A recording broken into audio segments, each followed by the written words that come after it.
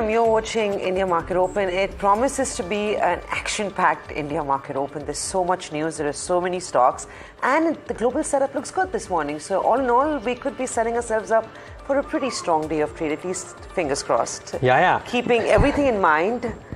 No, I mean, Samina, the point that we were making in closing trade yesterday, right, that HDFC Bank led the point contributors higher. Independent and it of was what the only bank that did okay on the banking green, index. Right? So independent of whether the globe was doing very well or no, today we might have still had a good start. HDFC will do well. HDFC, PFC, REC, there's so much that could be working in our favor this morning. But a quick check on how implied Nifty is doing.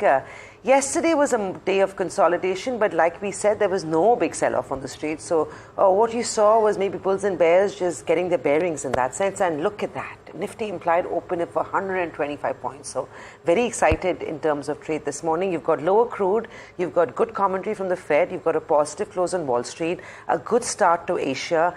A strong trade on HDFC ADR to just list all those factors that the markets will get excited about. But before we go into local setup, let's quickly take you through what's happening globally this morning, or what rather happened in overnight trade and what is happening across Asia. U.S. markets had a record close on the S&P and the Nasdaq. Tesla had a good run as well. They managed to sell more than the street was expecting. In fact, they've actually sold a lot more in China than the market and analysts were working with. The S&P had a good run. The Nasdaq also, like I said, closed well. The S&P closing above levels of 5,500 for the very first time. So all in all, good sort of trade for the Nasdaq, the Dow, and the S&P. Well, you also had comments on the Fed, which I'll take you through in a minute. But just before that, remember there is a lot of data that's coming in from the US. This is a holiday-shortened week. 4th of July will be upon us on Thursday. So those markets won't be delivering any cues from Wednesday afternoon till Friday morning. So that's a bit of a break coming in terms of Wall Street trade. But remember, data that we're eyeing is going to be weekly jobless claims that will come in later today. You've got trade deficit and PMI data for the month of June, which will come in, like I said, later tonight, which is opening of Wall Street on Wednesday morning. A couple of comments from Goldman that stood out for me, and this is always good to see what Peter Oppenheimer says. And he has said that equity risk are due to are expected to rise in the latter half of the year. He's also, balanced that off by saying that very rarely or usually after a solid first half of the year is followed by a very strong second half of the year. So while he does say that the risk have gone up, given the recent rally that U.S. equity markets have said, he's, also maintained that usually the second half of trade in the financial year is good if you've had a solid first half of the year. So those are a few of the key triggers that we got in from Wall Street. I'll also take you through what the Fed said, because that becomes important commentary coming in terms of expectation of a rate cut, and that's what's kept the markets excited. They've kept IT stocks excited back home as well. Fed chair, after U.S. markets close, has expressed satisfaction with the progress on inflation, but said he wants to see more before being confident enough to start cutting interest rates. Quote unquote, he says, we want to be more confident that inflation is moving sustainably below levels of 2% before we start the process of loosening policy. He says that the progress on inflation is there, but he is concerned in terms of the prices.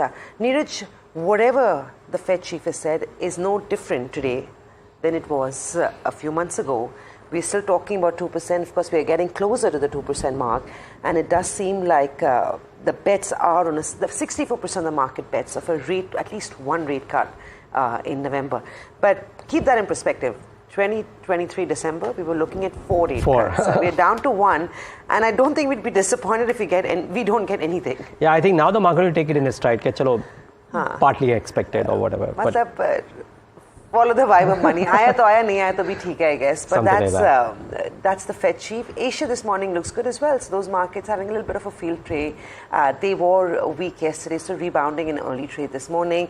Couple of data points from there as well that the markets are watching out for. But treasury yields are down. The dollar and the oil are also trading lower, while gold remains slightly unchanged. A quick mention, you're eyeing service sector data coming in from China. The preempting of that indicates that should be some improvement in terms of service sector data. But another data point I want to quickly mention is global cross-asset volatility is actually reduced to a 5-week low. So I think that is one factor that the markets will take heart from. The wicks coming off across assets or risk assets across the world is always a positive trigger for equity markets to move higher. So that looks good. Niraj, I'm handing this over to you with a very solid world market, set up an implied Nifty which shows a 130-point gap up. Ripe for a good strong rally this morning, I guess. Yeah, good start for sure. Whether we can build on from there or no is the key question. Now, at the start, as Samina said, the expectation is that IT will continue to be okay and HDFC Bank will have a good start. You don't need any of us to tell you that the ADR was a giveaway, that we'll have a start in the green for sure. So that uptick could mean that the Nifty will start higher. The question is, yesterday we were talking about how at 24,200, the index seems to find selling. Exactly what happened in trade yesterday as well. At the higher levels, it saw selling. And very likely that after that uptick, that we might see some exhaustion coming in to markets as well. So we'll have a pop-up for sure. Can we build on from there is the question. Keep in mind, this is a market which is not cheap, which has rallied quite a bit. IT, which was the missing link, has already played its hand to an extent. It may do more, but it's played a bit of its part already. Could there be a bit of a pause is the key question. I draw your attention also to yesterday's trade, wherein HDFC Bank was doing positively, but Bank Nifty still ended in the red simply because a lot of other Bank Nifty constituents came off. So we might well see a replica of that in the session today as well, because the Bank Nifty uptick today, because HDFC Bank is 28-29% weightage. This is yesterday's Bank Nifty, right? HDFC Bank did well, but the others did not. And we will well have an encore in the session today. So that's to be kept in mind. Now, pockets where people could look at. For 3 weeks now, all of us are talking about chemical stocks. We've been questioned on X and other media about why is it that we are so constructive there. We effectively report what we hear from experts that we talk to. Everybody was constructive chemical names, and some of these stocks, Deepak Nitrite and RKN Chemicals and Naveen Fluorine, etc., have done really well in the recent past. So the low-lying juice is out now. You can't bet on any and every chemical stock. There was a time to do it maybe 3 weeks ago. Now, got to be picky and choosy and see what doesn't get disrupted. Because as Kenneth Andrade said yesterday, not everything will do well. This is not a super cycle for chemicals, but selectively some of those could do well because valuation comfort was there. And similarly, and I think we're going to talk about this in detail later on as well, but there is some bit of valuation comfort that people are deriving in some of the power ancillaries. So not the power generators, but you look at power financiers, you look at IEX, for example, and we'll talk about that a bit later. You look at some of the suppliers to power generators as well, turbine manufacturers, transporters, etc. There's some bit of valuation comfort there. So maybe those pockets continue to find favor in the market. Niraj, you're usually the bull. I'm surprised you're saying that the markets may see some easing off. And I just want to put numbers to this while we look expensive, India has historically been an expensive market. And just compare us to how the rest of the world has done. The Nifty is up 10% in the first half of 2024. Hong Kong is up 8%. Japan is up 22%. South Korea is up 8%.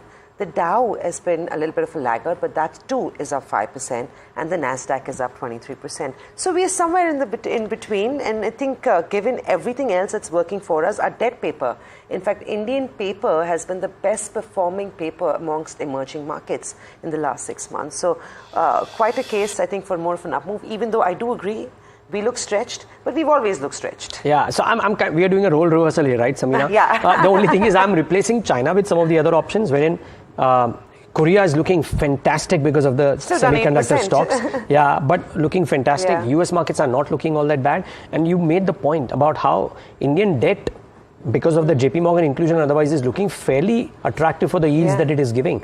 So remains to be seen. We seem to be in a good and place. Still underweight on EM bonds. So the EM index, EM funds are not getting enough flows as well. So that's the other pickle. I don't know, somehow it just feels that we're seeing exhaustion at the higher levels. Yeah, so I also feel like another cue, Niraj, which again, and I was talking to a couple of guys in the private equity space and VC space, and they said that because public markets are doing so phenomenally well, a lot of the private money is actually now finding its way back into equity markets. So, into public markets, pardon me. So that's something else you want to keep in mind. There's so much of money on the sidelines, and this is not just FIs, right? Remember, our markets have done really well despite not too much coming in from foreign inflows. Even local money, number of promoters have made phenomenal truckloads of money in the last couple of months. There have been so many block deals. All that money is going to find its way. It's going to find its way into asset classes that will continue to generate alpha for them. So, like Niraj said, I'm on the other side of the side. I do feel like we still have some way or some room to go before we show signs of topping up. But for this morning, it looks like it's going to be a good start, at least in the early minutes of trade. It's going to be about stocks. The stock of the morning will be HDFC Bank. We'll discuss that right after we take you through the other names that we are tracking in early trade. HDFC Bank ADR, remember, was up 4%, and hence it becomes the big one to watch out for today. Yes Bank, they reported their quarterly update. Good sort of update coming in, about a 14.8% YOY growth in loans. Advances came in at 2.29 lakh crores for the first quarter of FY25. Deposits have seen a growth of 21%. This is what the provisional data has indicated. M&M Finance as well, they've reported disbursements increase of about 5% YOY. Business assets are up 4% Q-on-Q, and collection efficiency stands at a whopping 94% for the first quarter. So both of those have reported pretty strong provisional data this morning. You also have Avenue Supermart. These ones, Avenue Supermart, which is D-Mart, has reported revenue at 13,711 crores, up 18.5% from 11,584 crores in the same quarter last year. The total number of stores stand at 371. In terms of order wins, RVNL stands out. There could be a big move on this one. They've managed to win an order worth 132 crores from the Central Railway. So order wins usually move railway defense stocks, and RVNL will be one of those to track this morning. But before you go on to your list, should we talk about HDFC Bank? Because we've harped about this, brokerages have harped about this. Anybody who's gotten at 1300 right now is laughing their way to the bank. And of course, we do know that Nuvama put out a report saying that you could see HDFC Bank seeing an inflow of $3 to $4 billion on back of the MSCI emerging index. Now, let's break this down, Niraj. We've maintained that if FIs have to come back, they're going to come back in the large cap space, and they're going to come back into HDFC Bank. HDFC Bank has been a darling of foreign investors for over 2 decades now. I think this was one of the few times that the FI holding in HDFC Bank has dropped. And I believe that gives a cue and a trigger to a lot more foreign money coming into the stock. Yeah, it's so it's a bit of counterintuitive, right, Samina? That at 1400, 1450, whatever, when valuations are in your favor, nobody wants to touch it, and because of a technical adjustment, wherein FI holding is actually lower than what ideally would be. You would be happy if the FI holding is higher. Yeah. But FI holding is lower, therefore that will trigger a technical passive flow coming in, and suddenly people will say, okay, now let's go and buy HDFC Bank. But be that as it may, yeah, I mean, just that passive trigger leading to potentially $3-4 billion of flows. Markets will preempt that, some bit of it today and over the course of the next few days, but it could be interesting. And you know, while that number, of course, comes from a report that Nuvama put out, Nuvama said that a lot of that money will come in, Niraj, over the next 7 to 8 trading days. It's not going to be as if... So, of course, it's up until August is when you will see that change. But because it's a fairly liquid stock, Nuvama has indicated that they see a lot of this chunk of money coming in over the next 7 to 8 days. The ADR was up 4%, so if we get anything of that in terms of stock performance today, a 3 to 4% gap up could be expected. I'm assuming if this is what I want to know now, does this become a short-term trade? So assuming people have missed this between yesterday and today. So if a new trader comes on the street this morning, sees a gap up of 3 to 4%, close to 1800 maybe on HDFC Bank, what next? What next after that gap is filled? Yeah, so it's an interesting debate simply because assuming that this $4 billion calculation that Nuvama has made or Jefferies has made certain other calculations over a period of 6 days when it gets reviewed, right? But some bit of it would be preempted because some of the funds will be smart enough saying that we don't want to wait for the event. We know it's going to happen. We are preempting it by it. And it hit the record high on Friday itself, actually, not even yesterday. Yeah. So some passive funds which are bound by this passive fund rules will wait until the event happens and then put in the money. So some bit of that money might come in now, some bit of that money come in then. Now it's up to the trader to preempt how much of it is already in the price versus how much not. I would presume that because it's been going on for a couple of quarters now, some bit of that money might have already come in, a fraction, but it's a large sum. Let's see how much of it. It'll be very interesting to see now the daily delivery-based buying statistics of HDFC Bank for the next few days. Yeah, it's been, I think the likes of the Bernsteins have been screaming on top of their voices saying that HDFC was valuable. And if you were a smart investor, you'd have picked this up at 1400. But let's not forget, after this trigger will be the earnings. Yeah. And we all remember what happened at the earnings last quarter. There was huge disappointment. So tread carefully. While this is great news and you will get a gap up, it's not often that retail traders load up on news like this, preempting this event, right? It's always the big money, the smart money that's probably sitting on this. So that's what you want to be mindful of. You will see that gap up, you will see the money coming in, but whether this is short-term or long-term in terms of stock performance is something you want to be a little careful about at this stage. Most certainly, yeah. Thankfully, some of the mutual funds have logged into HDFC Bank for a while, and therefore that part of retail has done really well. Actually, on that one, Niraj, if you look at any portfolio across Indians who are, mid-cap, large, everyone, of course, is either passive Nifty funds or large-cap funds. Most of us, in fact, would have an overweight on HDFC Bank without even owning HDFC Bank in terms of direct equity. Yeah. So I just wanted to make that point. So you're making money even if you haven't done anything about this. Yeah, most certainly. But, thankfully, retail has outsmarted the foreign institutional investors this time around for sure. So that is one thing. Now, we spoke briefly about Avenue Supermarts, but I thought the City note on Avenue Supermarts was interesting with this standalone revenue at 18%. 18% by and large is not that bad a number, I thought, but the City note is interesting, and even Goldman has a sell there. But Citi says that there is no sign of growth acceleration in quarter one. Their target is 3,400, of course. They say no sign of growth acceleration in quarter one. 18.4% YOY revenue growth in quarter one, as against 18.9% 5-year CAGR, essentially saying that there is no growth acceleration. And they believe that the revenue per square foot is impacted due to adverse product mix because there's a low share of apparel and new store additions in smaller towns. They are cautious on the stock at the current valuation given risks around store additions and of course the nature of the store additions happening in rural, lower revenue per store, so on and so forth. So that's to be watched out for. So that's the first one on my radar. M&M Finance was ho-hum really. Disbursements 5%, business assets 4%, collection efficiency at times has been 96, 97, so currently at 94. Maybe left a bit to be desired. And IEX I thought was interesting because yesterday it came into the eyes of some technical traders as well above key levels. Now total volume growth at 21%, real-time electricity market volume at 26%, and green market segment volume on a low base, of course, up 94%. IEX put all the right feet forward in quarter one. Let's see if the stock gets rewarded today. So the first three on my radar, Samina. Yeah, and you've had, like I said, RVNL is one you want to track this morning. They've had a significant order win. The stock will be seeing a positive reaction on that one. Apart from that, we've already highlighted a few business updates for you. You want to just quickly talk about... There is Moil, Samina. Moil is there. Because you spoke about this price hike. Day before yesterday, yeah. Right? And now the Q1 update is strong. Not bad. It's 14.5% YOY, and this was on back of a quarterly production of 4.7 lakh tons in the first quarter of FY25. In the same breath, Hindustan Zinc, they've also seen a flat sort of movement year on year in terms of production, 2% higher, but mined metal grades has improved in terms of production quality. Saleable metal production stands at 2.6 tons, marginal increase of 1% there. So no major reaction in the Hindustan Zinc is expected today. A quick mention on Zomato.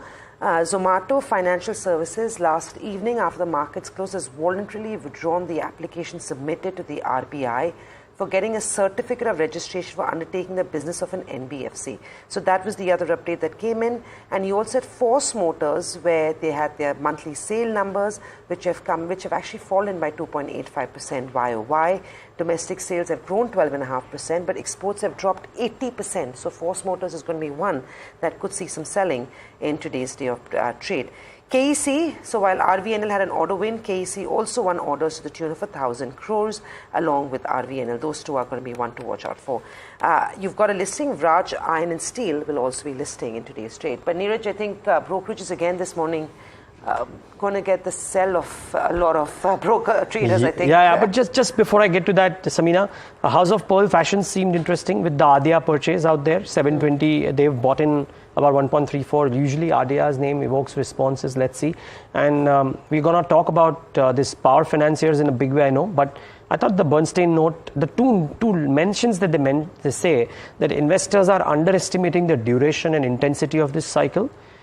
And the NPA risks are much lower and provision reversals could continue. I remember FY25 could be another year of provision reversals with some of the NPAs or plants which were written off actually turning good.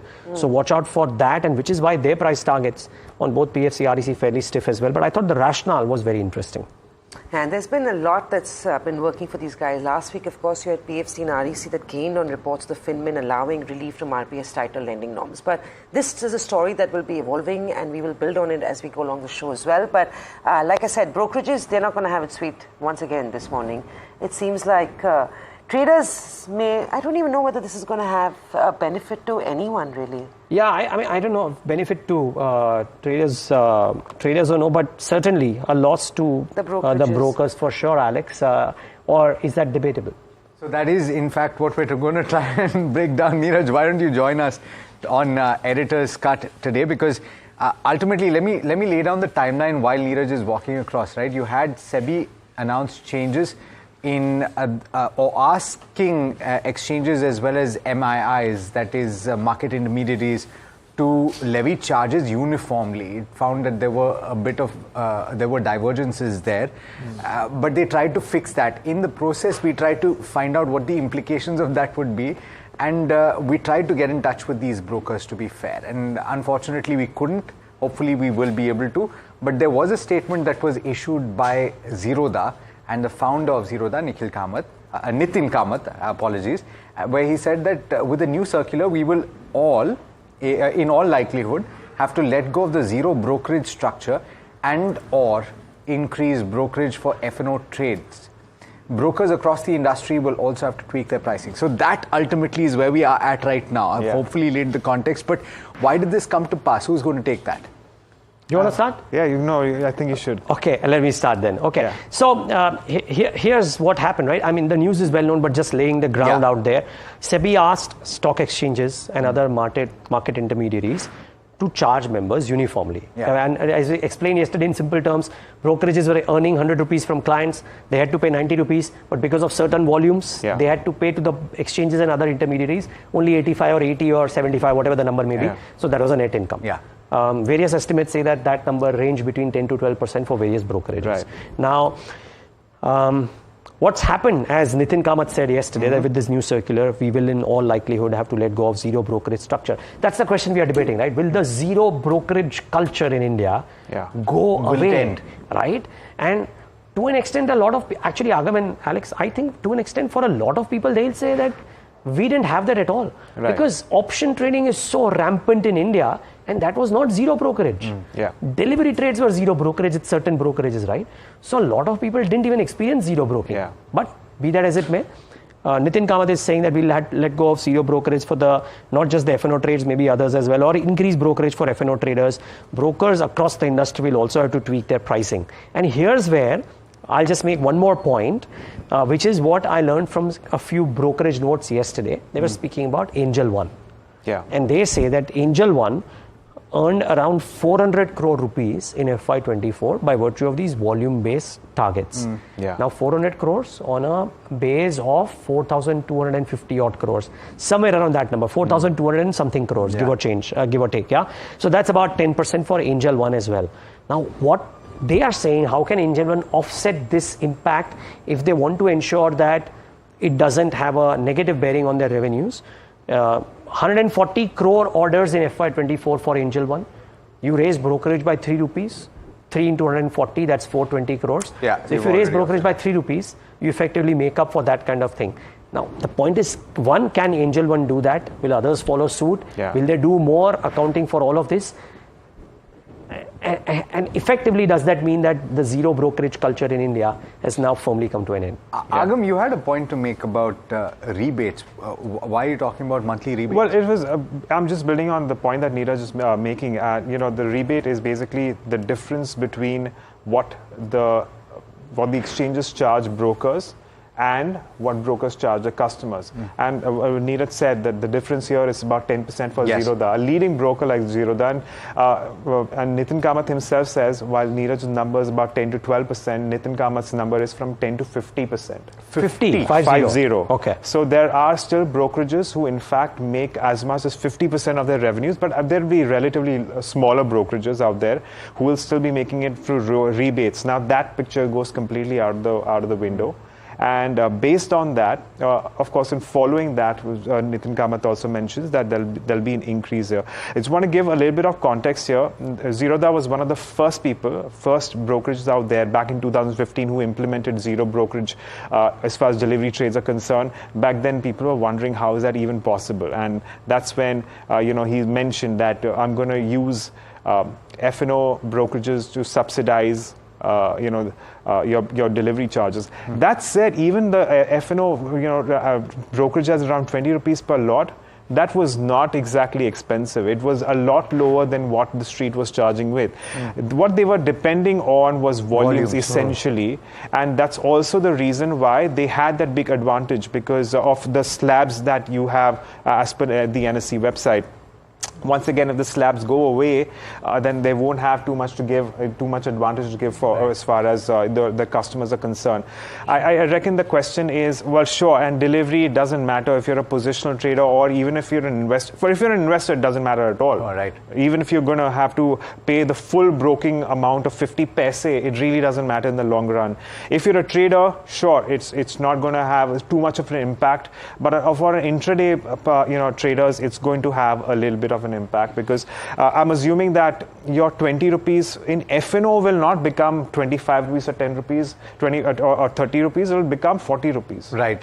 Because they were, to a certain extent. That also means that your relatively smaller size trading in options will not come through, because you won't be profitable. If you're going to sell options for about 5 points and 10 points, you're going to give a big amount of that away in brokerage, and notwithstanding the government charges. So a couple of questions here.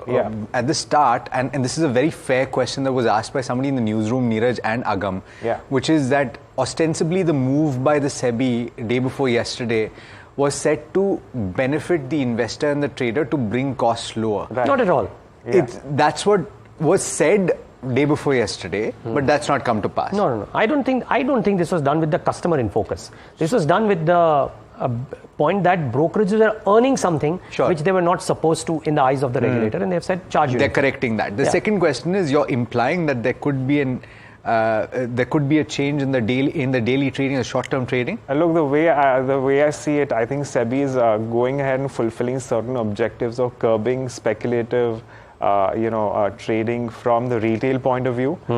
If cost-wise is not going to make sense to you, then you're not going to place those bets. And at least the relatively smaller players who will have very, very small quantity to trade with, they're not going to go ahead and make those trades. Interesting implications. Niraj, you want to weigh in? No, I completely agree. And maybe it's for the good, who knows? Maybe it's for the long term better that some of these things come in. But the other question, therefore, that comes up, Alex, is how to therefore play this space, right? The non-lending capital market space. And I thought the one note that Jeffries put it out really well, that they're saying that different players are facing divergent regulatory risks. We've seen AMC's incomes get curtailed. Now we're seeing this happening to brokerages.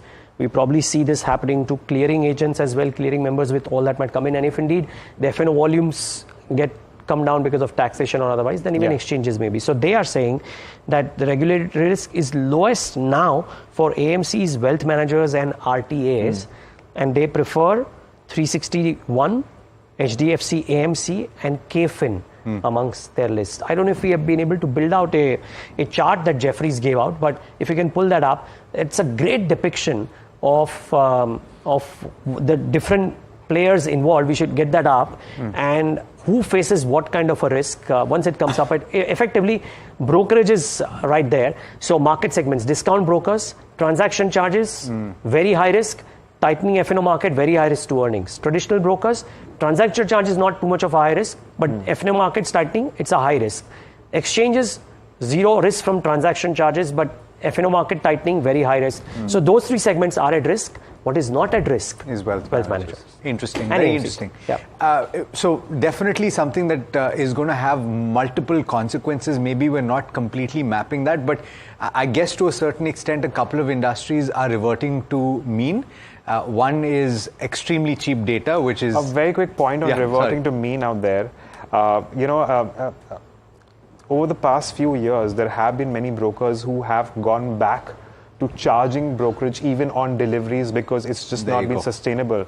On the other hand, you had a company like HDFC Securities introduce discount broking, and they've been perhaps a bit too late into the game. And now it does seem like all those investments that they've put into HDFC Sky, well, they're going to have to change their business model once again. Absolutely, and so therefore, in conclusion, you have cheap or very close to free data that is now reverting, and you have brokerage, which is very, very cheap, which might also be reverting. Let's see how that pans out and what the implications are for daily volumes. In the meanwhile, let me set you up, or let Agam set you up for the F&O.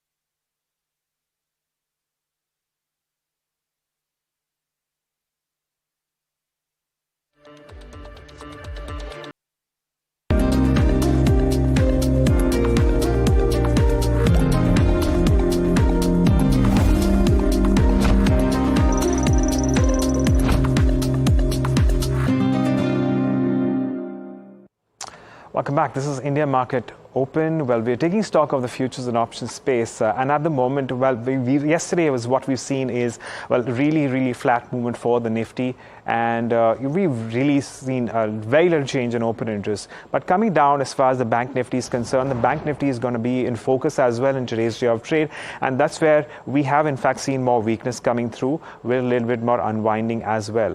As we move into the options market, we've seen a little bit more writing around both those levels, but puts specifically stand out as far as the Nifty is concerned. And your overall open interest distribution picture currently indicates, well, a rough range of 500 points between 24,000 and 24,500. As far as the Bank Nifty is concerned, as we move into today's weekly options expiry, we have a little bit of a base as far as 52,000 is concerned. But remember, we're not too far away from 52,000 just yet. And of course, on the higher end, while there has been a little bit more call writing around 52,500, 52,600 thereabout, the most amount is all the way up to 53,000. It's unlikely that we will go all the way up till there today, but this is a rough range within which a lot of these traders are playing and working with. That said, in terms of stocks, we have a mixed day of trade yesterday. Well, we did have longs for Deepak Nitrite, ABFRL, Astral, shorts for Shriram Finance and Chambal Fertilizers. And among other stocks which saw unwinding, there was short covering for Muthoot Finance, UBL and ICICI Prudential. And Info Edge and PFC, on the other hand, looking at a bout of longs unwinding. But the question really is that are there ideas in the market which you can in fact trade at this point in time? Well, let's get in an expert opinion here. We have Avni Bhatt of GM Financial who's joining us on the show. Avni, good morning. Thank you so much for joining in. What's the first stock on your radar today, and what options structure are you employing there? Good morning, Agam, and a very good morning to all the viewers as well. The first stock that I have picked up for today's trade is Tata Communication.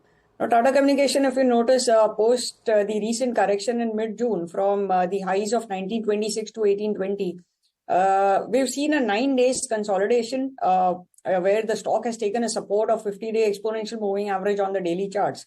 And yesterday, it has given a close above the highs of last 2 weeks on very good volumes. and is now well poised to extend the uptrend. A bullish engulfing pattern has been formed on weekly and daily charts, and July futures has seen a good long addition of nearly 3% yesterday. Options data too is quite positive. Strong Y additions have been seen at 19,000 put, which is hinting at an early signs of a support base being formed at 1900. And from here on, the stock is likely to move up towards the highs of 2000 and 2050. So we suggest going for a bull call spread strategy in this particular stock. The strategy would be to buy July 19,000 put, which is 19,000 call, which is the ATM call. It closed at around 61 rupees yesterday. And to mitigate the risk and lower the the time correction factor, if at all the stock takes a little while to start moving up again, then for that we are selling 2,000 call at around 26 rupees. So target for this particular strategy would be 16,000 in absolute terms on the upside, and we can keep a stop loss of around 7,500. Okay, so there you have it. That's a bull call spread on Tata Communications, and of course, taking advantage of the expected up move there. But Avni, what's the other stock on your radar? I believe you have a plain vanilla call as well here. Yes. So the plain vanilla call, I would like to go for United Spirits. United Spirits too, after making the recent high of around 1330 on 11th of June, the stock has retraced back to the breakout level at around 1250. Now the retracement is complete, and the stock has started bouncing back from the supports of around 1250. And yesterday it closed above the short-term moving average of 20-day exponential moving average on daily charts. In futures, we've seen long addition of around 1.5% yesterday, and a lot of buying interest is being picked up at 13,000 call, where we've seen a surge in the IVs also. So my trade would be going for buying of 13,000 call. It closed around 25 rupees. So within the range of 24 to 26, we can initiate a long position in this. Targets would be 38 rupees and 44 rupees. And the stop loss can be kept at 17 rupees. Right. Avni, just for all those who are relatively new to options markets, you're positive on Tata Communications as well as United Spirits. Well, going ahead, however, you have a bull call spread on one and you have a vanilla call buy on the other. What is the difference between two, and why is it that you're choosing two different methods to perhaps address both these counters on which you are positive? So as far as United Spirits is concerned, I think the movement is going to be quick, very quick and huge. And that is why vanilla call would help book out profits on a very short-term basis. Tata Communication may probably take a day or two to start moving up again. So it's in a very good, it's at a very good support level. But to give that kind of huge upside, I think it may take some time, probably 1 or 2 days. And then within 1 or 2 days, the time value depreciation of ATM call can be high. So just to mitigate that risk, we are selling an OTM call of 2,000 because that's the resistance also. And we are expecting the stock to move above 1900, but not above 2000. That's the reason we are going for a bull call spread where we are buying ATM call, but we are selling OTM call to mitigate the risk. All right, there you have it. So the difference between these two is the sharpness with which United Spirits is expected to move as against Tata Communications. And under those circumstances, Avni is looking to take advantage of that very quick up move in the latter of these stocks. Avni, on that note, taking a moment to thank you for taking us through your calls here, as well as explaining why you are, well, perhaps, taking this and addressing them both differently. And with that, it's over to you. Right, thanks for that, Agam. It looks like it's going to be a good start to trade. F&O data also indicating the same. United Spirits is one top trade recommended by Avni.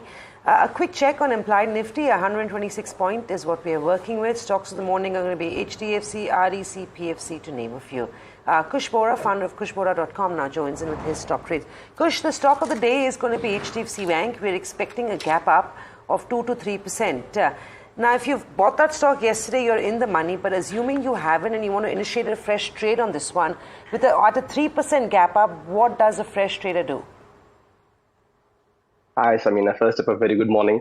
It depends on your horizon. I don't think a lot of traders were in HDFC Bank, but if you were, then it's perhaps a good idea to take some money off the table.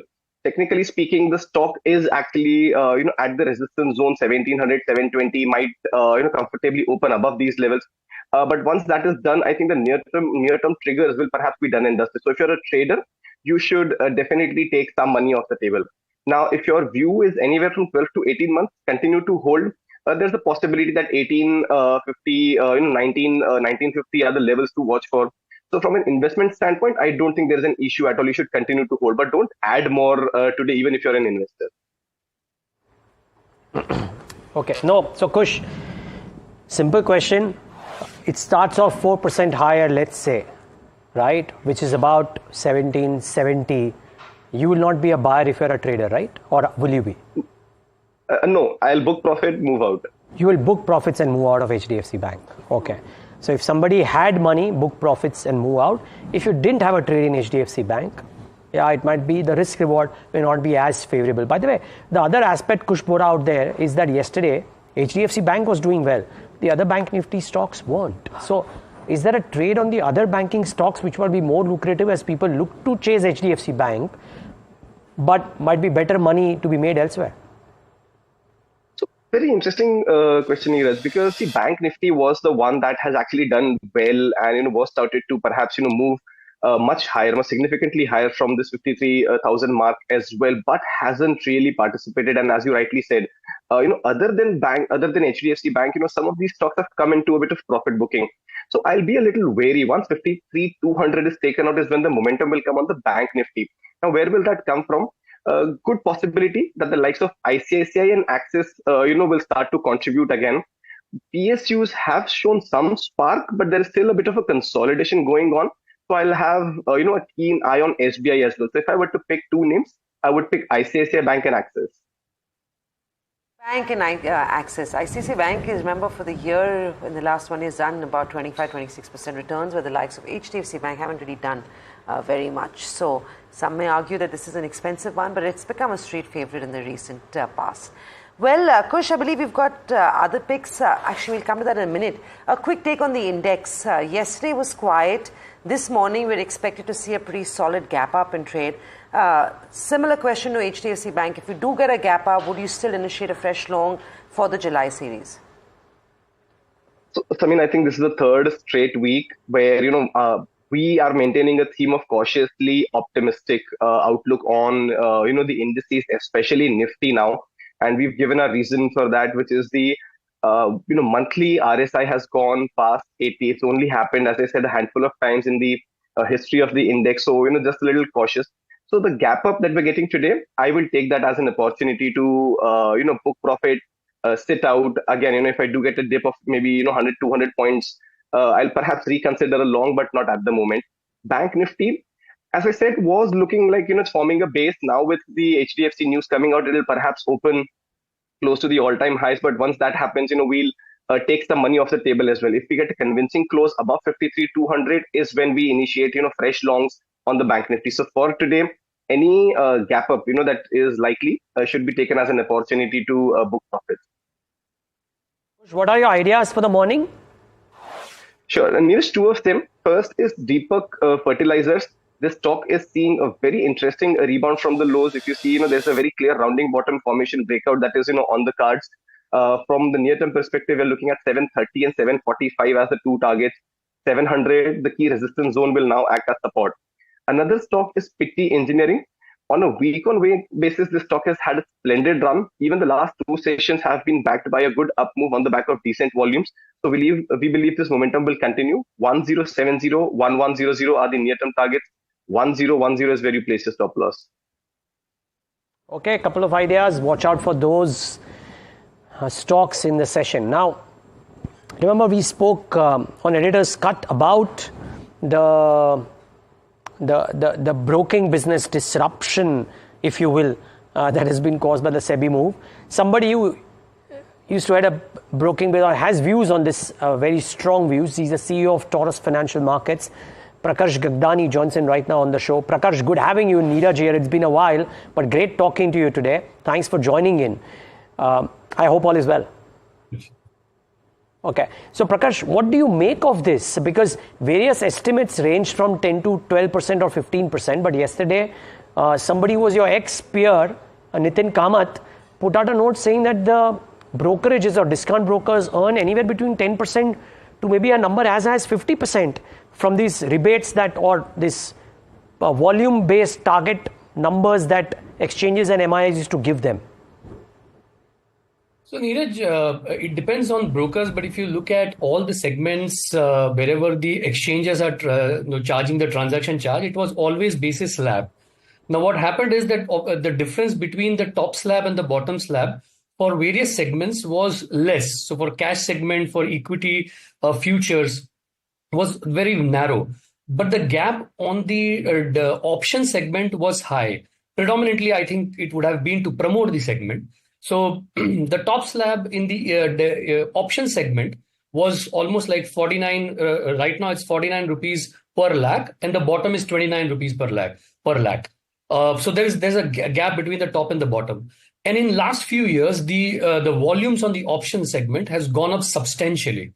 And what brokers have done is they charge the top slab to the customer, and the difference of the top and the bottom, if they are large brokers, it was their income. And over a period of time, it is actually in the range of 10 to 15%. I won't know about 50%. It means that the broker purely relies on the derivative revenue, which would be smaller brokers. But large brokers, it would be in the range of around 10 to 15% of the top line. So the impact of this is significant because if you look at, it's 10 to 15% of top line. And if you have a 20-25% kind of a PAT margin, then you are actually looking at a knockoff of almost like a 40-50% of the bottom line. So the impact on the profitability of the brokers and also on the top line is huge with respect to this change which is coming in. So Prakash, we were debating that is this the end of the zero broking era in India? Will brokers effectively, collectively go out? And I mean, I'm not saying they will effectively do it collectively, but one by one everybody will follow, if not already, go out and raise broking charges both on delivery trades as well as option trades and futures trades. You think that's coming up sooner rather than later? I think yes. If you look at all the regulatory changes which have come in last 3-4 years, and that's coinciding with the growth of the capital markets which have happened, the cost of doing business has gone up. Now, Niraj, if you look at 6 years back, the entire industry revenue pool in the retail broking was not more than 4,000-5,000 crores, and people were charging brokerage rates in the percentage. Now, most of the brokerage is now flat, which is almost like 75% discount to the brokerage rate charged earlier. But industry has gone up almost like 5 to 6x. This is purely because of the scale and the growth that we have seen in capital market. But now it looks like that if the market stabilizes, the revenue stabilizes, but the cost of doing business is going up. So there is no way, a broker will be able to survive with the cost structures that they have, in the rates that they're charging in the free brokerage that they were giving on the delivery brokerage. I think it was some time that, this was coming. And I think the rates will go up. I mean, if you look at it, it's same like telecom industry where the rates were higher. It went down to as low as it could be. And now it is consolidating and moving up. So it is exactly the same thing which is going to happen in broking, because the profitability margins are getting impacted in a big way. So, brokers have no choice but to charge on all the segments. There are some brokers who charge on delivery, but there are some large brokers who do not charge on delivery. But I think, there would be some increase in the rates is what I see.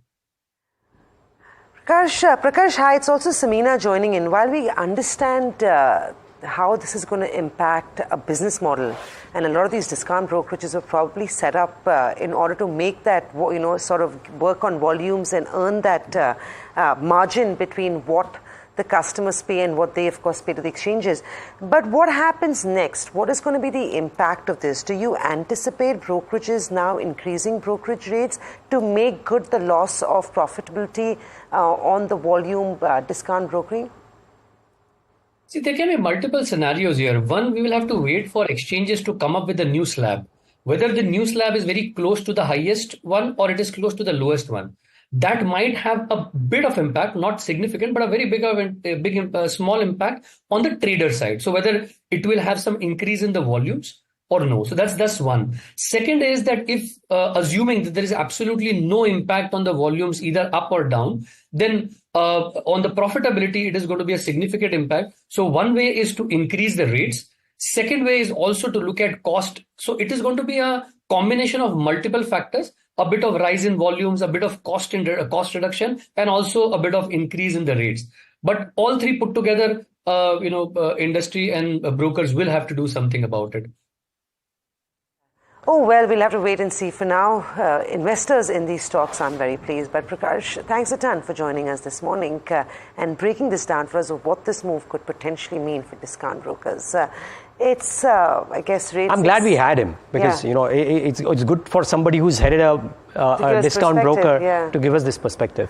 Well, whether they're going out for business is anybody's guess. But what we do know is, hence, a lot of these brokerages, a lot of the financial advisory firms are betting so big on wealth and private banking because that is the space that still hasn't got impacted, and the valuation game largely comes from that space as opposed to being just a large brokerage platform.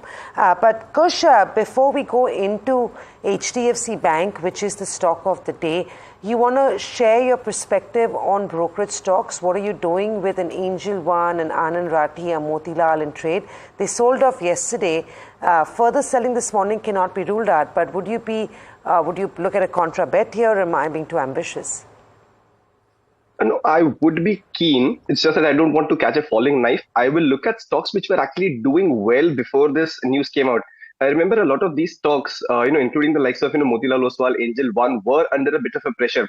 But contrary, to that move, a stock like IIFL Securities was actually doing quite well, including the wealth, asset managers, into this 360, or even in Nuvama, were consolidating. In fact, 360 was, on a bit of a runway.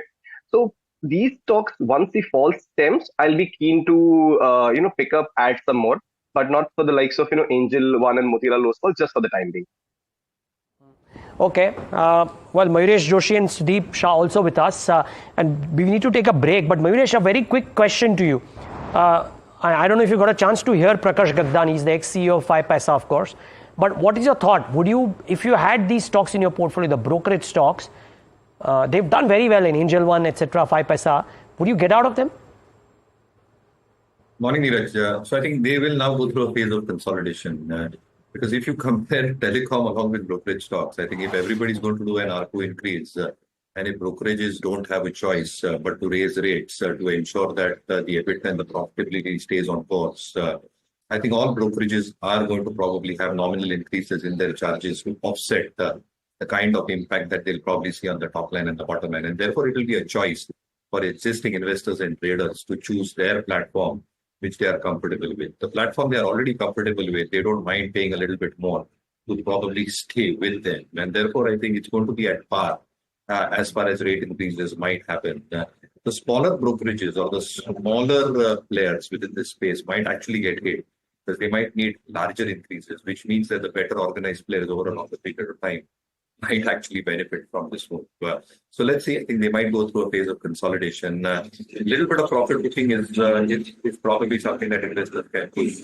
But in my own sense, I think earnings should probably revert back generally for the better, larger organized players. Okay, stay on, gentlemen. We need to slip into a break. Up next, we try and talk about HDFC Bank in detail. Sudeep Shah with us as well, try and understand what the derivative picture could be looking like.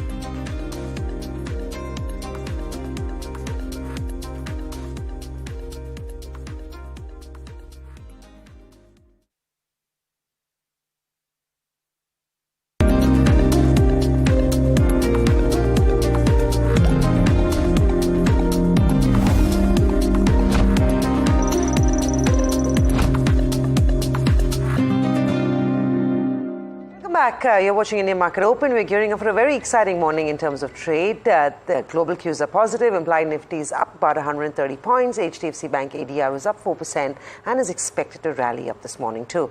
Bank Nifty, that was sulking over the last few days, may get a leg up on back of that. Sudeep, you talked to us about what you feel about the Nifty, and it's good to hear that you're quite constructive on the Nifty. But from where we stand, what's the trade on Bank Nifty before I ask you your opinion on HDFC Bank? Would you go long on Bank Nifty if you get a flat start this morning? Good morning, Samina. See, what we are expecting is that while Nifty in the last few days has been on an uptrend, 7 consecutive higher lows, and Bank Nifty, which was outperforming for a major part of June series, slid into a bit of consolidation from higher levels, and we have seen after that big move, this sideways momentum, this sideways move in the last 2-3 sessions was on expected lines. But with this news in HDFC Bank, we are already expecting Bank Nifty now to open at least 300-400 points in the positive. So it would be somewhere closer to 52,500. 52,600, and that is where that is where in the last few days there has been some selling pressure. So I'll be keenly watching this zone of 52,500, 52,600, how Bank Nifty is reacting there, and if Bank Nifty sustains above 52,600, then it will open up doors for a fresher move closer to 53,200 or above. So 52,600 will be that most important level that I will be eyeing for. Sudeep, and you did allude to HDFC Bank, but HDFC Bank, if that 4 to 5% gap up comes, you're anticipating profit taking. So I'm assuming that's not a trade for the day. But do you feel like that could lead to other banks doing well? So maybe in ICICI Bank, Kotak and SBI, they've underperformed in the last few days. So an opportunity to go long here, you think? Yeah, so if the HDFC Bank would be opening with a gap of 4-5%, so I feel it's not worth chasing that move at higher levels. Let it dip a bit, let it come down a bit or cool off a bit in the next few days. The medium to long-term structure in HDFC Bank remains quite constructive. So I feel a dip should be utilized there rather than chasing this up move at higher levels. But a catch-up move will happen in ICICI Bank as well as Axis Bank if we track both these stocks, because ICICI Bank has been on an uptrend. Last 2-3 days, the stock has witnessed some consolidation at higher levels. But this stock as well as ICICI Axis Bank would do well from here on from a positional perspective. Okay. Well, the pre-open rates, we'll take in Sudeep's ideas in just a moment, but the pre-open rates and watch out for a pop-up for sure, led by HDFC Bank, but interesting to see if indeed IT stocks too contribute, because IT is having a really good run. The other set of pockets which are doing really well, real estate did extremely well yesterday, select chemical names did very well yesterday, and paper stocks did very well yesterday, so that's something to watch out for as well. And then we of course full tilt on banks, but since we are talking about this, Mayuresh, fundamentally, we'll talk about banks, but real estate, big moves yesterday. Godrej Properties, the stupendous update, stock up 5%, others participating. Do you like any real estate name? Morning, Niraj. I think the cycle continues for the real estate players, and the numbers are probably expected to still remain extremely strong, because any new launches that you probably see, the pre-sales velocity numbers are still showing an uptick and a strong uptrend as well. So I think that will reflect very, very positively in terms of both the volume uptick as well as execution that most of these guys are doing, reflecting in better cash flows as they account for this. And cash flows become a very, very integral part as far as the accounting for real estate players is concerned. So yeah, I think the momentum might very well continue. DLF, Brokerage, Kolte Patil, Sobha might have strong moves from a momentum perspective. But logically, Niraj, I think the ancillary stocks is something that one should watch out for now, because typically in every real estate cycle, the 6-7 year cycle that we probably see, as you approach and surpass the midpoint of the cycle, ancillary stocks start taking start giving an up move as well, primarily based on the fact that as new houses have now got constructed, a lot of fitting in, refurbishments start taking place. Obviously, a lot of stocks like Greenlam, Greenply, Sarah, Century Ply had gone through their periodicities of pain in the previous few quarters, both in terms of input cost inflation as well as tepid volumes. But both these aspects should change in terms of volume growth numbers probably increasing because of the tailwinds that the sector is now probably looking at. And therefore, I think better numbers in terms of pass-through, as input costs have also largely stabilized for these players. So continue holding from a momentum perspective, the developers. But I think ancillary stocks like these should become a part of the next leg up for real estate. Right. A quick check on HDFC Bank. It was looking like a 2% start this morning. But remember, if it is 2%, it's already 3.5%. I was about to say that there may be a little bit of an opportunity to quickly go in and make a quick buck. But from the look of it may not be too likely. IT will be in focus. Remember, Wall Street's had a good run. Hopes of a rate cut have been fueling a bit of a rally on tech stocks. This morning, though, after yesterday's run up, those stocks are trading flat as we see it. Crude's lower, so you will have ancillaries to crude that may actually be in focus as well this morning. But the big story remains HDFC Bank. And as Richa had, of course, highlighted in her report of Nuvama yesterday, that there could be a potential, increase of fund flows coming into HDFC Bank on back of the FI holding having dropped. Richa's got more details on that. Richa, we were expecting this big development today. The stock also moved up yesterday. There was a report by Nuvama and you talked about this. You want to take our viewers through what is the current situation and what Nuvama says and what then happens to the stock? Thanks, Samina. So as you rightly mentioned, we had already highlighted this yesterday. Now talking about the FY holding for the June quarter has come down to 54.83%. Now HDFC Bank has a foreign holding limit of 74%. So the difference between the cap and the limit utilized is called as the foreign room, and this foreign room for HDFC Bank is at around 19%. Now, MSCI requires minimum foreign room of 15% for a weight up for the stock in the index. And since HDFC's foreign room at 19% is more than the threshold of 15%, there's a likely chance that HDFC Bank's weight will increase in the MSCI index. But let's talk about how much can be the weight up. Now, after the merger of HDFC Bank and HDFC last year, the limit of 74% still remained. But the combined foreign holding obviously went up and the foreign room decreased. Therefore, MSCI reduced the weight of the index, of the stock in the index by half from 6.5% to 3.5%. And now, since the foreign room has increased for HDFC Bank, MSCI will likely restore the weight of HDFC Bank in its August review, and the weight is likely to be at around 7.5% for the stock in the index. So this is what we have, and this could positively, this could be a positive for the stock because stock has underperformed in the last year, and even Nuvama expects the stock to cross the 1900 levels till the official announcement on the 13th of August. So this is what we have on HDFC Bank today. 1794 and counting. Thanks a lot for that, Rucha. So certainly watch out for this one. The point is, and we'll get somebody who tracks HDFC Bank very closely in moments from now, but both our experts, Kushbora and Sudeep Shah, believe that at these levels, presumably HDFC Bank starts off at about 1800 levels. At these levels, they would want to get out of HDFC Bank. The other aspect is what HDFC Bank does to the Nifty today. And would there be some profit booking or could there see some sustained buying out there? I think that's the key question. So we'll watch out for that. Mayuresh, fundamentally, would you, at 1800, would you buy HDFC Bank? It's not a bad deal. So I think the stock has... Sorry, did you say not a bad deal? Yes, I think it's gone through its own period of consolidation. And one must realize, Niraj, that the next 2-3 quarters, numbers might be a little bit on the softer side, assuming the synergy is still to be played out. But as this starts happening over the next couple of quarters, and as that coincides with the rate cut in India as well, that's the basic presumption. I think a lot of normalization in terms of the NIMs reverting back to mean, expectations in terms of better cross-selling opportunities for the HDFC customers from a banking perspective. And therefore, I think the resetting in terms of targets that you probably have in terms of advances growth, in terms of deposit mobilization, I think should remain on a steady track as well. So in our opinion at Markets with India, I think it's gone through its own periodicity of consolidation. I think that base building has probably happened for HDFC Bank. Even if it pulls back after today's move, I think the opportunity still exists for long-term investors to start owning it. Another one that's been drawing our attention over the last few days has been Walk Hard. Now, it's not in the F&O space, but Sudeep, technically, how does Walk Hard look? It's logging in solid gains on Friday, Monday, Tuesday, and even Wednesday morning, it still opens up flat at 852 rupees. Walker looks good on the charts.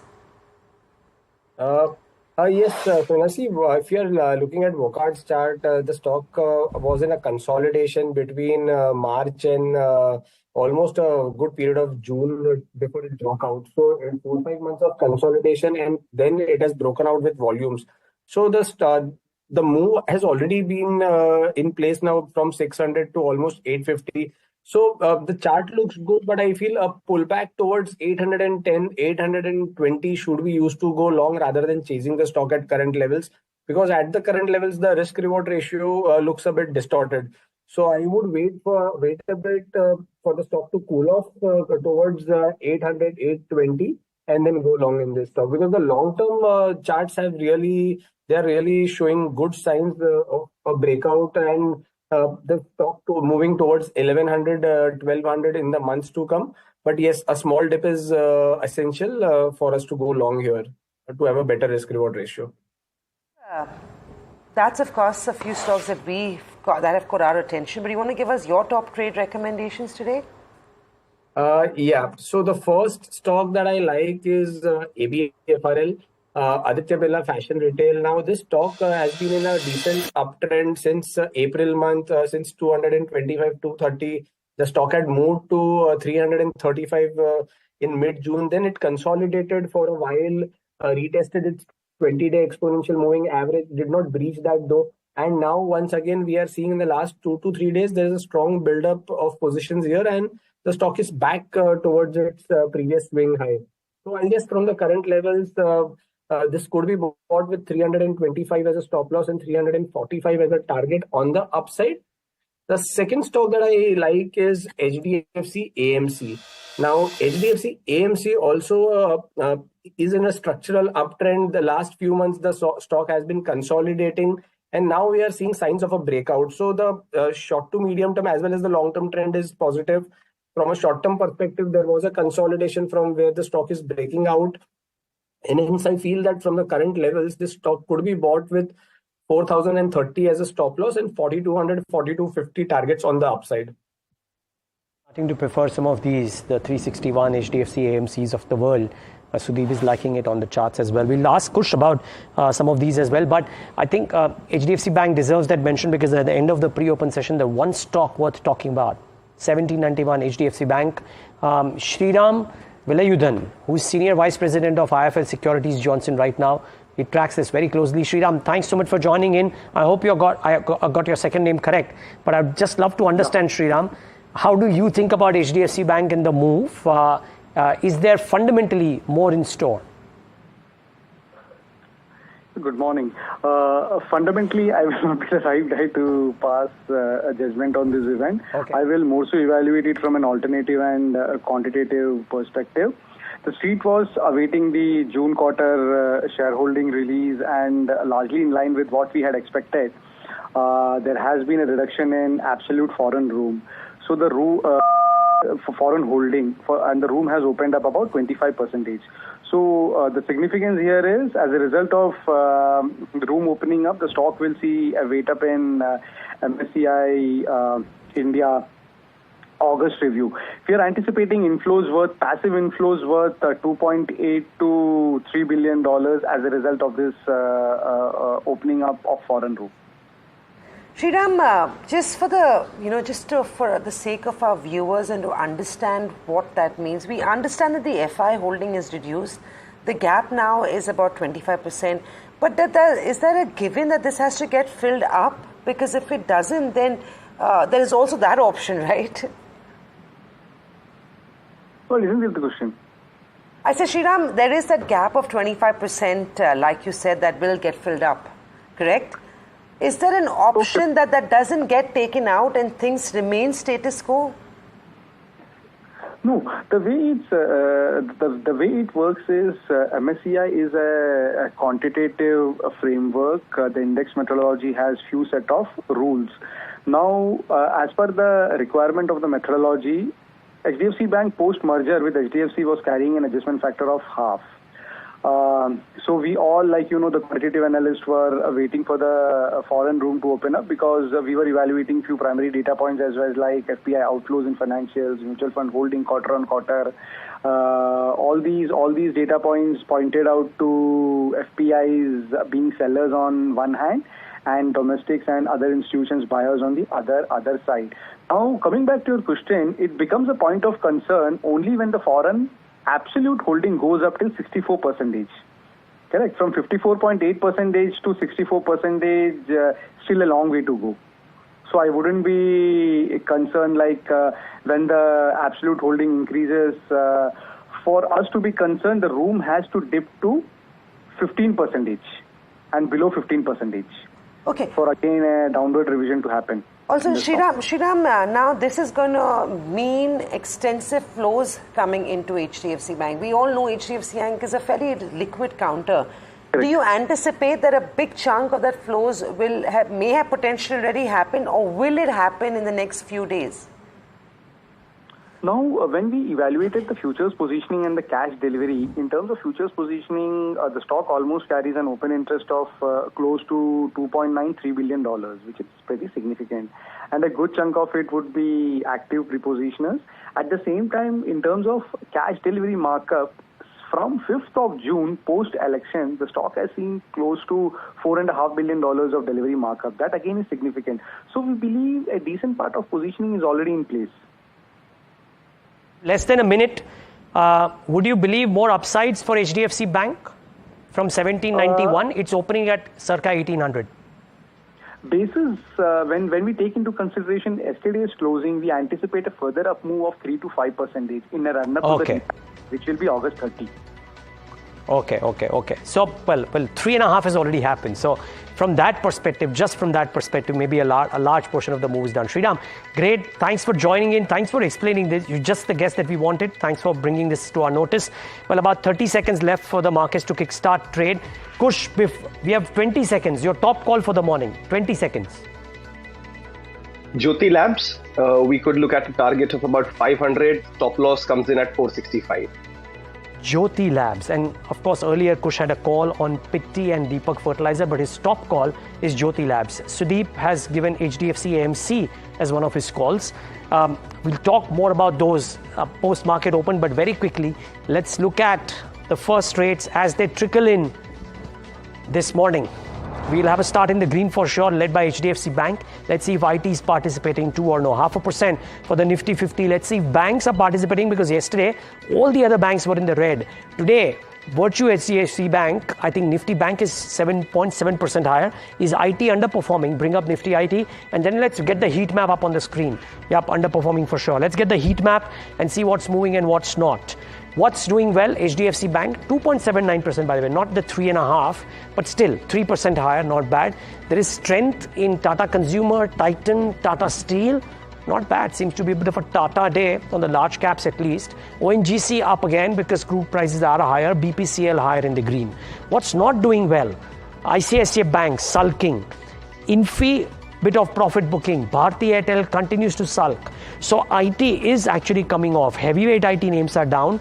ICICI Bank is down. So that is what is putting pressure and negating the gains that have come in from HDFC Bank. 3% higher for HDFC Bank. And before Samina takes in, just wanting to point out that there's overwhelming sense of green, very little red in the session today. Samina, what are you spotting? HDFC Bank may be giving an opportunity to traders to make a quick buck. The stock is up 2.7%. The ADR, remember, was closed with a 4% gain. Broader markets not doing too badly. There is outperformance on the benchmark of the Nifty 500.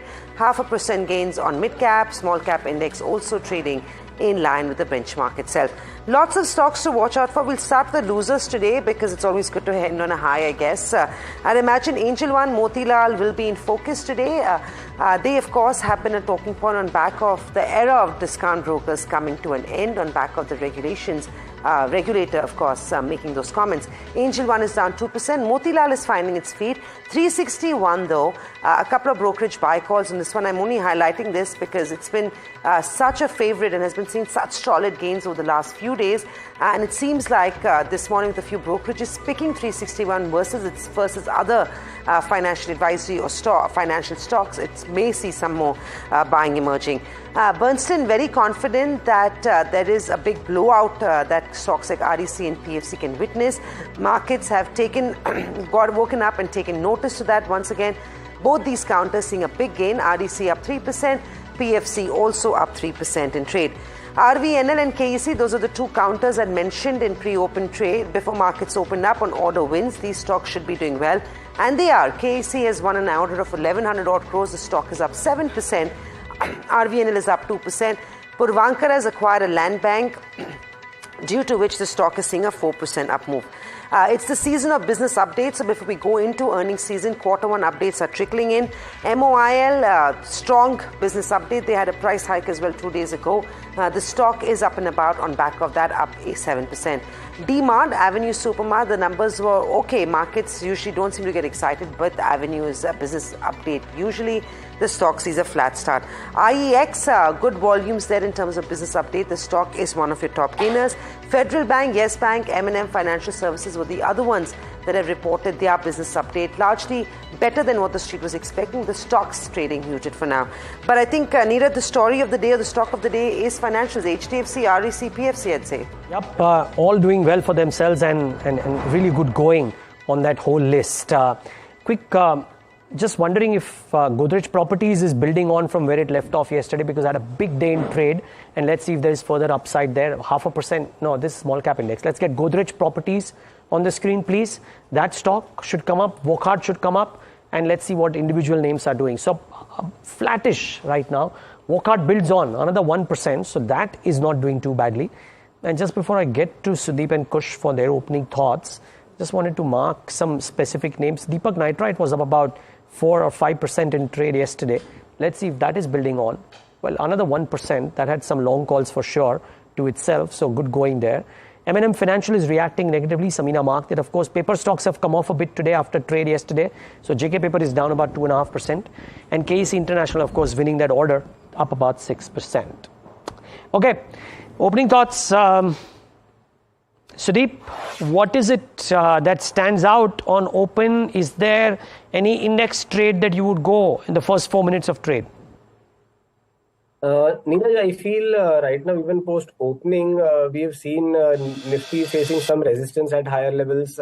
So a dip towards 24,180, 24,200 on the downside, I guess that should be used to go long another 40, 50 points from here. So 24,180, 24,200 zone is that zone where I feel that one should attempt a long on a reversal with a 24,130 as a stop loss. So overall now 24,130 will act as an important support zone. From a Bank Nifty perspective, 52,600 was the level that I was mentioning even in the morning commentary, that 52,600 has to cross and Bank Nifty needs to sustain over there, and we are very close to that zone. So another half an hour, and if Bank Nifty is sustaining this 52,550, 52,600 mark and inching towards 52,700, that is when I feel there would be more confidence in a move up to 53,000. So this next 50 points in Bank Nifty very crucial for it to sustain. Right. Kush, your call on Jyoti Labs is playing out quite well, I think. Can we pull up Jyoti Labs? The stock was seeing a 2 to 1.8% uptick. 485. Still good time to get into Jyoti Labs, Kush? Absolutely. I do maintain that 500 level as the near-term target. So still some distance away. I think the opening levels for today about 480, perhaps a little lower than that, 480, 475 rather, should be kept as a near-term stop loss. But the stock's actually done quite well over the last 3 sessions, and every time the stock's actually gone up, the volumes have also spiked. So I think there is some strong delivery buying happening in this stock. 500 could also be taken out, but we'll take it each day as it comes. Mm-hmm. Okay. And Kush, you're taking money off the index? Sorry, you had mentioned that if it starts off gap up? Yeah, I will book profits, sit out. I will wait for a pullback of about, let's say, at least about 100 points on the Nifty, about 200-300 points on the Bank Nifty, and then perhaps consider a fresh long trade. But for now, I will take this gap up and a good morning's profit, and perhaps just sit out on the index. Right. I've got a quick question on tire stocks. We'll do, Sudeep, you tell me the technicals and then of course get a sense from Mayuresh of what was going on in this space. Anything in the tire pack that's looking good to you, Sudeep? We saw a few days of solid gains and then they've been quiet around the life highs. So Apollo, SIAT, JK, any preferences here? JK Tire has been on a tear in the last few days. A strong uptrend has been visible there. But if you see Apollo Tires also, there's a decent move happening in the last. If you see a totality of in the last 4-5 months, the stock had been had moved to 540, then it retested this 460-480 mark, consolidated for at least 6 to 7 weeks in that zone, and then there was a breakout. So I feel more than JK Tires, Apollo Tire from here on would offer us good opportunity, a good alpha on the upside. So anyone buying it from a positional perspective should add it between 530 and 535 kind of zone, with 515 as a stop loss on the downside, which is very close, which is just below the 10-day exponential moving average. And I think the stock on the upside could move to 565, 570 in the next few sessions.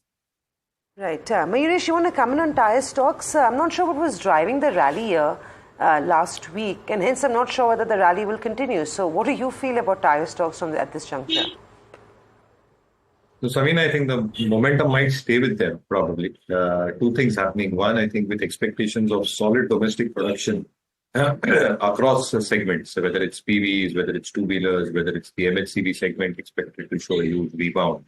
The OEM manufacturers are looking in good shape right now, and therefore I think the OEM contribution to tire makers should be sustainable.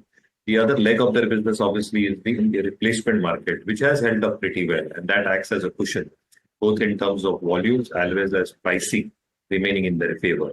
The third aspect, which is beyond their control, obviously, is input costs. And if crude prices stay elevated, the derivative prices of crude, which a lot of tire makers use, should see an increase, which makes it a little bit more difficult for them to pass through as far as the OEM space is concerned. But the replacement market is something they can probably take care of. But last but not the least, if you look at stocks like JK, Apollo Tires, or even SIAT that you're probably flashing, they have expanded capacities over the last few quarters. They are pouring into green tires as well, which means they have already started making and enabling capacities for the EV ecosystem as well. Export opportunities is also something that is probably being seen. Obviously, Apollo has its plants overseas. JK has some part overseas as well. And therefore, incremental demand, both in terms of the EV portfolio and replacement market holding up, should augur well from an earnings perspective. Debt equity not too high. That has plateaued is what a lot of managements are probably indicating at this point in time. And therefore, I think if all these factors work in their favor and earnings come through, there might be still a sustainable factor in terms of investors probably holding on to these stocks. Okay. You know what's doing well today is ICICI Lombard. CLSA has a note today. They've hiked the target to 2,000. Yesterday, Jefferies hiked the target as well. So good start to this one. But insurance is usually not a very brisk mover. Kush Bora, you want to come in? ICICI Lombard starts off 2% higher. Well, I think, the stocks doing rather well, the momentum's with it, despite the kind of moves that we've seen over the last almost about, 15, 20 odd sessions. I think the stock is actually still some distance away from the overheated territories. I would suggest, going long at the current levels also, maybe from, maybe with a small quantity. But then, the near-term levels of 1820 should act as your stop loss. On the upside, we are looking at perhaps even a 1875, 1895 as the target. So there's a crossover that's happened recently. On the whole, breaking out of a consolidation on the back of decent volumes, still a long trade to be had in ICICI Lombard. Yeah, the brokerage names keep on coming off. Angel is down another 1.5%. So keep an eye out for that one as well. Actually, I don't know if we post-open have discussed PFC REC. Yeah. We have. Okay. Not with the analysts. Not with the analysts though. Okay. So Sudeep, come in on PFC REC. Both of them 3.5% higher. What do you do here? Niraj, if you see PFC and REC both the stocks after that move till 4th of June and that fall subsequently, we've seen them consolidate for a better part now, almost for the entire month of June. They have been consolidating. Take a case of REC. It has been consolidating between 500 and 530. And in the last 2 to 3 sessions, we have seen a volume-based breakout, and even the open interest positioning is suggesting so. So I feel from the current levels, PFC and REC are both breaking out on the upside, and specifically REC here, if the stock holds 550, 548 on the downside, I see it moving till 575 to 585 in the coming few sessions. So yes, both PFC and REC, both post this consolidation, has shown signs of a breakout on the upside. That's PFC and REC for you. Mayuresh, Walcott is in the red after a few days for the very first time. Is it an opportunity for investors to still go in? We heard from Dr. Karakiwala last week about the potential the WCK 5222 has going ahead. Constructive on Walcott? So, Samina, I think a large part of the move is now gestated in the price. It will now largely depend on what happens next. And therefore, I think there might be a consolidation phase. Obviously, at the markets with India, I think large names like Sun Pharma, Cipla, Reddy's is something that we continue holding on to our global portfolios. But there is a mid-cap name by the name of Morgan Labs. Is something that we are liking. And it's very interesting why we're liking that. Because the medical devices is something that they are probably very proficient at, specifically glucometers and the BP meters. The product sale is the first part. The strip sales is something which generates huge amount of volumes, and therefore the management is very, very optimistic in terms of as the product numbers start going higher, the strip numbers will be even higher, specifically for the glucometer project, which acts significantly in terms of cash flows because of better margins.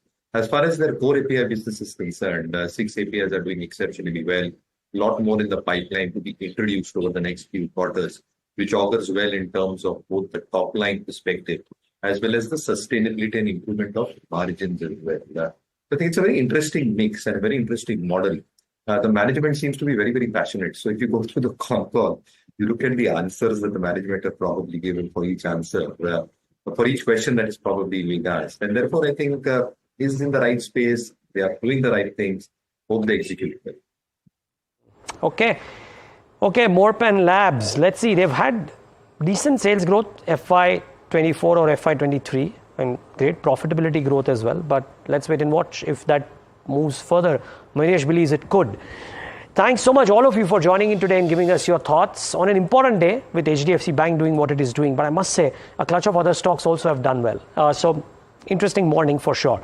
We take a break. We'll talk about the slightly longer term charts as well in a bit. But first, we'll do a conversation with the management which is in the news for some wrong reasons as well.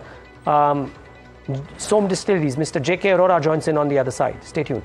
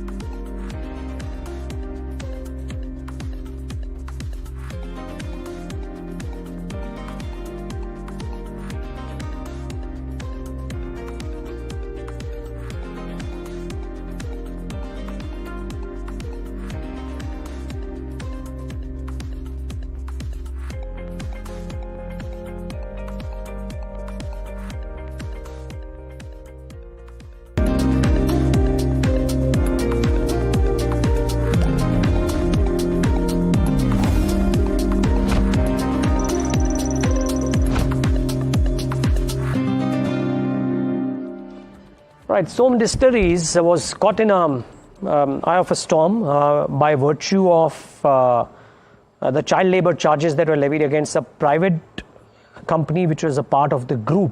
Mr. J.K. Arora joins in to talk about that and more. We'll of course want the business outlook on Som Distilleries as well. But Mr. Arora, good morning. Can't not start with the whole episode that had happened. Now, what's the update there? Because as we understand, Madhya Pradesh High Court has stayed the suspension of the license of the private limited company. Is that the latest update? And what's ahead? Yeah, after the stay by the Honorable High Court, the operations have become normal now. There are nothing as such, because it was a basically local politics. It is there, when at a small places you have a big industry, so local forces are sometimes operative and they do that.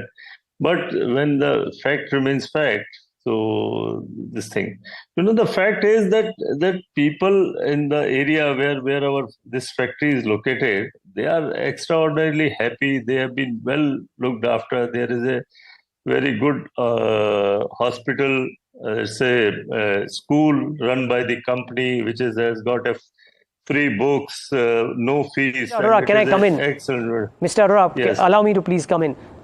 So, no one is doubting that. But sir, you have to agree that even if it was a contract company, but it operated under your aegis, you may not have complete oversight, but you should have maybe had some oversight, or the company should have had oversight, wherein such things are happening, right? Don't you think so? No. It is it's a labor contractor who supplied the working for your group company, sir. Who? Working for your group company, right? It may not be a part of the listed SOM, but it's a part of the SOM group, right? Yes, it's part of SOM group, but it is under altogether different management. The directors are not the same. It's a separate management, which is not managed by the same key professionals, which are listed. And it is a only country liquor business which is being supplied to the state government. So this is a small business which is into a separate private limited entity. Sure. So fundamentally may not impact the listed entities' operations. I agree that. But I'm just saying, if it's part of the same group, sir, then shouldn't something like this have been rectified at the beginning itself? Independent of the horrific things that happened to the kids, the fact that kids were there shouldn't have been there in the first place, sir. No. You see, it is the factory which is located in the village, and the parents, the village which have been allocated to us. These parents are working. Their PF, their regular, their payrolls. Their parents are working there, and factory is located. And being the school holidays, they are coming. It is you can't stop them. Children's coming, going there. So it has been ages since '86 that unit exists there. So children's are since the factory is in village, the workers are in village. They keep coming. So to the parents.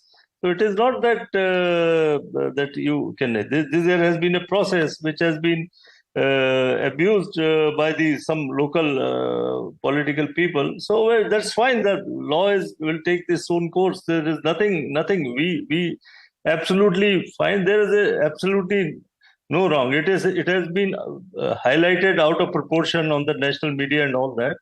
That's fine, but we know what is the fact. If you send someone, you will come to know that what is the truth there. You see, people, talk a lot of things which are absolutely wrong and not correct. If someone goes there, they will come to know what are the facts, where the people are absolutely happy, and there is no wrong in this thing. Children have been coming in the factories because it is located in the village, and people are coming, going. So their workers are there, so their children are coming. So you can't really stop them by this thing. But since now you say once say it is illegal, so okay, let's fine, let's stop. Now it's a bit of inconvenience to the parents and all that, but let it be fine. We have strictly implemented that as it's the steps in the right direction and there's a happy end to this, I guess it's all good. But like you said, the children have been visiting their parents in summer holidays, noted. And as long as now that has been resolved. So just moving on, it's also Samina joining in. Let's talk business, right? I mean, we've been talking about alcohol consumption, the fact that that sector is now booming, and you've been around for quite some time now. What are numbers looking like? What sort of projection do you have in terms of beer sales? And also with raw material prices now stabilizing, I'd expect margin uptick can also be expected. Yeah, you see, Samina, I can't really talk about projection because we are running into a cooling period that results are due now for this first quarter. But we can talk general, these things. There is no doubt about it that regarding the prices of the raw material and packing material has been stabilized. And not only stabilized, it's getting improved. So margins are going to be slightly better than what it used to be. So I think liquor companies are in a little comfortable position now. It's all about premiumization, and that is the biggest talking point when we talk about alcohol sales. What are your thoughts on that? Are you looking at new brand launches, new marketing ideas? You want to give us a little bit of a sense of that too? Yeah. The best part of the whole thing is that before this, when Indian single malt and all that have taken place, you see, there was a absolute people have been projecting that only good whiskies and only Scotland can produce. Only Scotch are the good. But after this Indian single malt and this thing have been introduced to the world, it has been accepted by all the duty-free shops worldwide that Indian whiskies are no less than Scotch. So that is something which has come up very well, and the acceptance by the Indian consumer and the worldwide, that is probably the most, I would say, glorious scene we have. This thing. This has not only, opened the way for the Indian companies, but acceptance of the Indian whiskies worldwide has really opened a big thing for all the companies who are aspiring to be into the world market or Indian market itself is a very big market. So acceptance of it's a very good thing, I would say. Yeah. Right, Mr. Good luck. We'll hopefully talk to you once your earnings, once you report your earnings. Until then, good luck with business. In the meantime, the stocks of the morning have to be PFC and REC. Both of them are lighting up the street from the look of it. Bernstein has initiated an outperform rating and sees a significant potential in both these companies. My colleagues Mahima and Mika join us with all that we need to know about why PFC and REC still have a long way to go. Mika, I'll start with you. Yes. So, they have initiated an outperform rating on both the counters, and they've said that the power financing companies like Power Finance Corporation and REC are the leveraged power bet plays. Now, the target price for PFC is at 620 rupees and for REC is at 653 rupees. Both stocks from yesterday's previous close, it implies a more than 20% upside for both the counters, higher on PFC side. And this is despite the run-up both the counters have seen more than doubling and tripling of their stock price in the past year itself. Right. What are one of the reasons? Right. So they're saying that both REC and PFC are the most preferred stocks in the power play. What they're saying is that they see volumes growing at around $125 million, yet the valuations remain very attractive because they are within a range of P of 8 to 10. Now the market cap for both of these companies, REC's market cap stands at 1.42 lakh crores and PFC's 1.66 lakh crores. What they're saying is that in the last 6 years, 100 gigawatt of power was generated. However, in the next 6 years, they're expecting more than 300 gigawatt of power generation, and power demand will continue to surprise the upside growth. And this could be 1x of the real GDP in medium term in India. And intensity of capex cycle could be 2x compared to the last one, based on the current capacities. They're also saying that a combination of lower utilization in renewables, which are 2x more capital intensive as compared to the thermal one, will intensify this power generation. But you know, Mihika, what about the valuations going forward? Yes, so going forward, the valuations do remain in the single to lower double-digit numbers. But one of the pointers that the Bernstein does point out is the lower non-performing asset risk. Now, these companies typically lend 70% of their incremental lending to government entities and 30% to private renewables. Now, historically, risk has always come in more from the private lending side. But when you talk about renewable loans, they have a lower chance of default, according to Bernstein, and this is due to three factors: short execution cycle, back-ended capex, as well as projects being backed by the power purchase agreement, as well as lower fuel risk. And they've also spoken about the benefits of provisional write-backs, Mahima. What about that?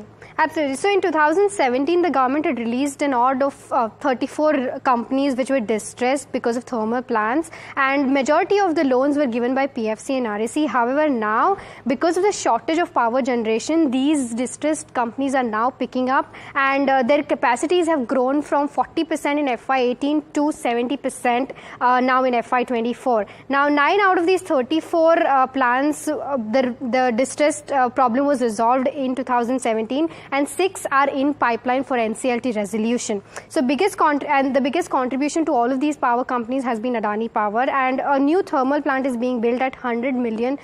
Basically, a new power plant takes around 100 million per megawatt to be built, but buying of these distressed plants is almost a fraction of that. So basically, provision reversals in all of these will help aid PFC and RFC both together. Yeah, and this was also seen in REC's FY24 financial performance, where revenues were boosted mainly because of over 13,500 crores of provisional write-backs, out of which 710 crores came in Q4 itself. Now, what a provision write-back basically is, provisions are set aside for potential losses on specific assets, and when a company write-backs these provisions, the expense is reversed, and this could boost the company's profits. Now, REC specifically, management has stated that they plan to become a zero NPA company by FY25, and they've also added no fresh NPAs in the last 8 quarters. And management last year stated that they expect around 1,500 to 2,000 crores of write-backs in FY25, as 2 Maharashtra projects are expected to be resolved in FY25. So that's what we had on the power financing corporation companies.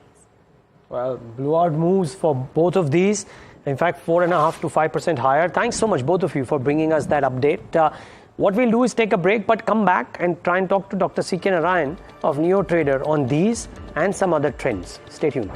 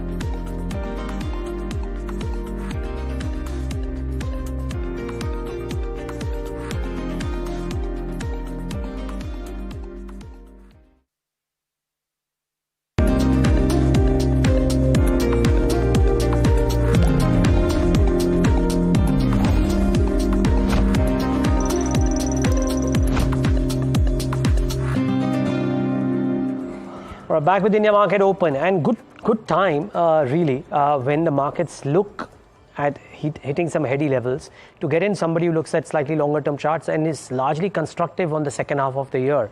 Dr. C.K. Narayan, founder of Neo Trader, with us. Dr. Narayan, good having you. Thanks for joining in. Your columns, as I've read them on our site, seem to suggest that we'll have a good buoyant second half of the calendar. We are in July. Everybody's talking about heady levels currently and the possibilities of a pullback. Do you rule that out, or do you believe that there could be a pullback? See, I think people have been talking about pullbacks for the last about 3 months or more. And the pullbacks simply have not come. In fact, ever since, if you see January of 2024, the markets have been largely range bound with an upward bias. Now, June 4th was certainly an inflection point in the market. Whatever pullbacks most people needed, it got finished in one single day when the index itself hit about 9.5% down, and there were many stocks which were down 20, 30, 40%.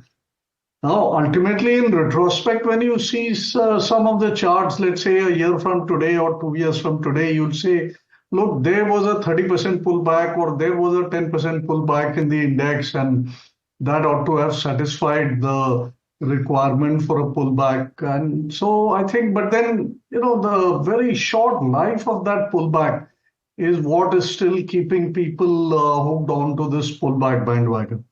Now they keep coming up with various statistics, and those statistics don't really lie, right? So, for example, one of the statistics made out is that the FI long position is at the highest.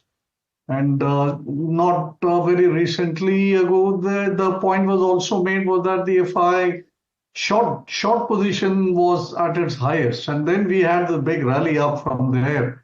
Now, typically, you will see that if you look at history, the FI very high long positions also tend to produce a kind of a pullback. Now, the put call ratio was another one which was advancing, that it's the Nifty put call ratio had gone to 1.5 and therefore it is untenable and all that. That also is now receded to, I think, a more respectable 1.13 to 1.15. So pullbacks of different kinds are happening. People have mistaken pullback as to a orderly multi-day, multi-week 10% pullback. I don't think that's happening in this market at all. And we have gone through 3 wars and several Fed comments and other government comments. We have gone through one election with surprises. We have gone through so many other corporate developments, US handover, this, that. Will there be a rate cut, not rate cut? But where is the price damage? You see, pullbacks are supposed to create price damage. Now you will have one day, 2 day, 1 week kind of pullbacks, but they don't really whet the appetite of most people. The total absence of price damage in any pullback is what still keeps me chained to my view, which has been so from the start of the year, that we will have an upwardly biased market. The bottom of the year will be the early part of the year, which is what has transpired, and that in the middle of the year, somewhere around May, June, I was looking for a sharpish drop. We got that just for a day, but then we managed to get it.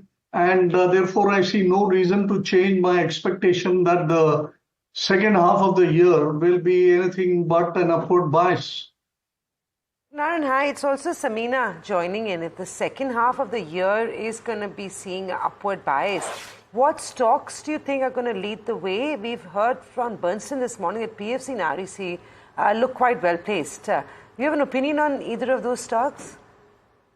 Well, I think, right now what is happening is post the election, for example, you must keep that as an inflection point because so many charts wear a different type of look post June 4th.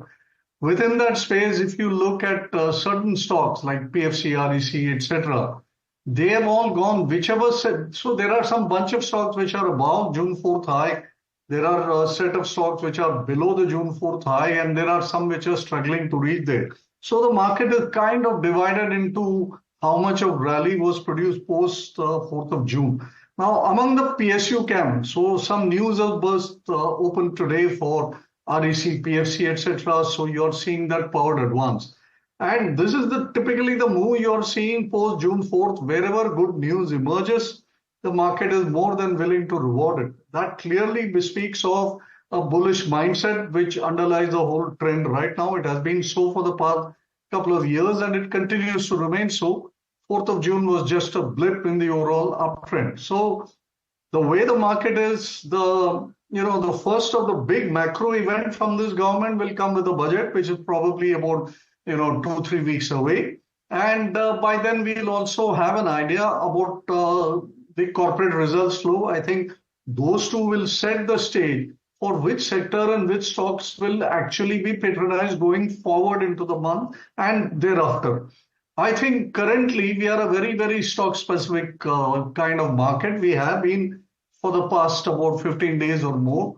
And we will continue to remain so till we, get past the budget and the Q1 corporate results. Till then, localized news will drive, depending upon how much it has been discounted already. In the case of REC, PFC, it was not discounted so much. Whereas if you take another big news of today, which is HDFC Bank, and ADR was up some 3-4%, but the stock is trading, about 1.5% to 2% higher. So wherever the news is already known or even partially or a lot of it is discounted, moves, the upside moves are not happening much. The market is tending to reward all those stocks where the news flow has not really been factored. Now, will we know that it has not been factored? That's a very difficult thing to say. Only price action will tell us. And there is very quick sector rotation. It was, 2 days back it was IT. Today they are down. There was oil and gas stocks which were up. Before that, cement stocks which were up. I don't think any trend is lasting more than a couple of days. So there is very swift sector rotation. And in such a market, it is much better to be stock specific, but be very alert about what is the news flow. Dr. Narayan, one last question before we're completely out of time. Your top 3 trade recommendations for the next 6 months. Well, like I said, there is a caveat that the budget and the Q1 stuff will maybe completely change it. But at the moment, I would pick certain stocks which are really coming up from very good bases, very strong set of consolidation. So one of the stocks that I would certainly look at would be IEX. I think there is some news flow also in it. But I think the way the pattern has emerged, I think IEX should be a fairly decent bet. I would, also want to concentrate on some of the cement stocks. I think they've all made very, very strong upside breakouts. Ambuja, ACC, etc. All of them. You had news flow, India Cement, Ultratech, etc. So I think that is one. In the banking space, I would put my bet on Federal Bank to really bring home some bacon. Sharma, so those are ideas, but just from a theme perspective, because very few stocks can run independent of what happens to that theme, right? What theme looks good? Is it infrastructure because you point out cement? Could it be chemicals because the stocks seem to be coming out of a downturn of sorts? What theme looks very, very promising and why so? I think infra as a theme definitely has a lot more legs to run.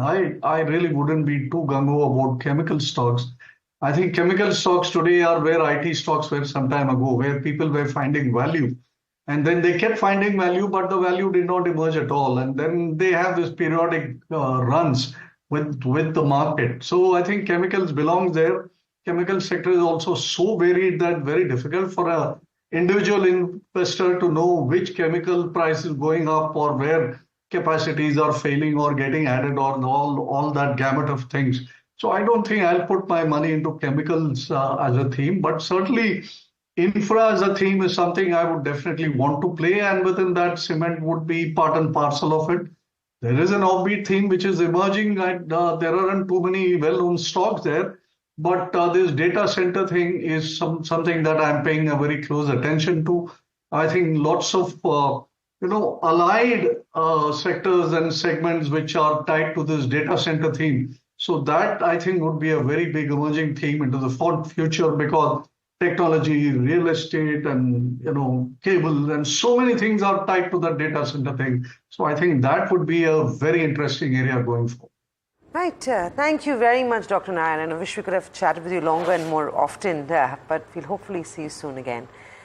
With that, we're leaving the markets at a high. Bank Nifty, it's a record high. The Nifty also looking good. Now it's anybody's guess if there could be some selling. That cannot be ruled out though in the second half of trade. Stocks of the day are PFC and REC, and of course, the kingpin is HDFC Bank. On that note, we'll take a quick break, but on the other side, we'll talk to the management of CSB Bank to get a sense of their quarter update.